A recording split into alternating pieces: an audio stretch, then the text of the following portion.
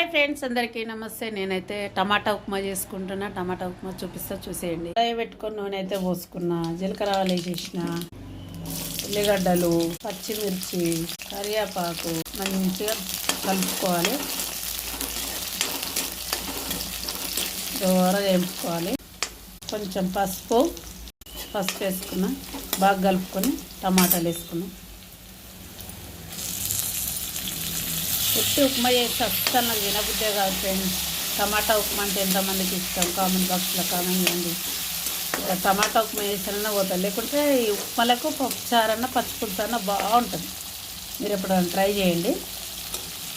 మనం మామూలు ఉప్మా చేసుకుంటాం కదా, దాంట్లోకి ఏం చేయాలంటే కొంచెం పప్పుచారు కానీ పచ్చిపులుసు కానీ పోసుకొని తింటే చాలా బాగుంటుంది.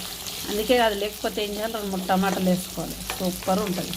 తిన్నాకొచ్చి ఉప్పు ఉప్మా అయితే అస్సలు తినబుద్ది కదా. కొంచెం ఉప్పు వేస్తున్నాం, దొడ్డు ఉప్పు వేసి మూత పెట్టుకున్నాం. మంచిగా ఒకసారి కలుపుకుందాము. టమాటాలు మెత్తపడాలి, మొత్తం గుజ్జు గుజ్జు కావాలి. టమాటా అనేది అసలు గుర్తుపట్టకుండా కావాలి.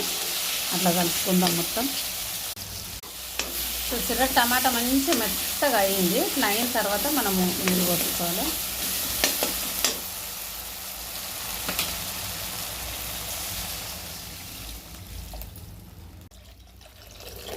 సరిపడా నీళ్ళు అయితే పోసుకున్నాం. మూత పెట్టుకుందాం మంచిగా మసలేటట్టు.